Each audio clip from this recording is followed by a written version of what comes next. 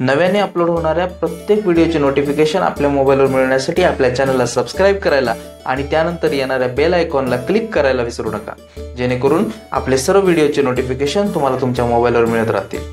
नमस्कार मित्रांनो, मी गजानन सामले आणि तुम्ही पाहता आपलं YouTube channel ambassador of education. मित्रांनो, 7वा वेतन आयोग लागू झाला आणि 7व्या वेतन आयोगाची इत्तमभूत माहिती देणारे हे सगळे व्हिडिओ तुम्ही पाहिले। या सर्व व्हिडिओमध्ये 7व्या वेतन आयोगाबाबत अतिशय सविस्तर माहिती देण्याचा मी तुम्हाला प्रयत्न केला। अतिशय चांगल्या कमेंट्स, अतिशय चांगले प्रश्न आपल्या या कमेंट बॉक्समध्ये आले। त्यातली काही निवडक प्रश्नांची उत्तरे देखील या व्हिडिओमध्ये देण्याचा मी प्रयत्न केला। परंतु या कमेंट पाहत असताना माझ्या असं लक्षात आलं की अजूनही 7वा वेतन आयोग कोणाला लागू होणार आहे आणि कोणाला लागू होणार नाही याबाबत लोकांच्या मनात साशंकता आढळून येते। या सर्व कमेंटवरून तुम्हाला दिसून येईल की काही जिल्हा परिषदचे कर्मचारी असतील, स्थानिक स्वराज्य संस्थांचे कर्मचारी असतील, महामंडळाचे कर्मचारी असतील, यांना अजूनही 7वा वेतन आयोग लागू होणार की नाही याबाबत साशंकता आहे। म्हणून मित्रांनो, आजचा आपला खास व्हिडिओ बनवलाय ज्यामध्ये 7वा वेतन आयोग कोणाला लागू होणार आणि कोणाला लागू होणार नाही हे स्पष्ट करण्याचा मी प्रयत्न केलाय। चला तर पाहूया, जाणून घेऊया।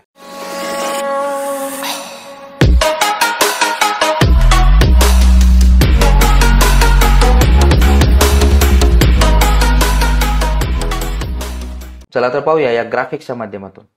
मित्रो, 7वा वेतन आयोग सर्व पात्र राज्य शासकीय कर्मचाऱ्यांना लागू होईल। त्यानंतर जिल्हा परिषदेच्या सर्व कर्मचाऱ्यांना 7वा वेतन आयोग लागू होणार असला तरी कंत्राटी कर्मचारी आणि मानधनावर काम करणारे जे कर्मचारी आहेत त्यांना मात्र 7वा वेतन आयोग लागू होणार नाही, हे लक्षात घ्या। त्यानंतर महाराष्ट्र विधानमंडळ सचिवालयातील सर्व कर्मचाऱ्यांना 7वा वेतन आयोग लागू होईल। न्यायालयातील अन्यायिक कर्मचारी यांनाही 7वा वेतन आयोग लागू होईल। महाराष्ट्र राज्यातील अनुदानित शाळेतील जे कर्मचारी आहेत त्यांनाही 7वा वेतन आयोग लागू होईल। त्याचबरोबर कृषी व कृषी विद्यापीठे यामधील कर्मचाऱ्यांना देखील 7वा वेतन आयोग लागू होईल। त्याचबरोबर कृषी व अकृषी विद्यापीठांना संलग्न अनुदान प्राप्त अशासकीय महाविद्यालयातील कर्मचाऱ्यांना देखील 7वा वेतन आयोग लागू होणार आहे। सर्वात महत्त्वाची ही स्लाइड पहा मित्रांनो, 6वा वेतन आयोग लागू केलेल्या सर्व कर्मचाऱ्यांना 7वा वेतन आयोग लागू केला जाणार आहे। म्हणजे जर तुम्ही 6व्या वेतन आयोगाचा लाभ घेतला असेल किंवा त्यावेळी तुम्ही सेवेत नसाल, मात्र तुमच्या कार्यालयातील इतर कर्मचाऱ्यांनी 6व्या वेतन आयोगाचा लाभ घेतलेला असेल तर 100% तुम्हाला 7वा वेतन आयोग लागू होणार आहे। त्यापुढे पहा, वेतन अनुदान मिळणाऱ्या इतर अनुदान प्राप्त संस्थांतील जे कर्मचारी आहेत त्यांना देखील 7वा वेतन आयोगाचा लाभ मिळणार आहे। आता मी तुम्हाला पुरावा दाखवतो।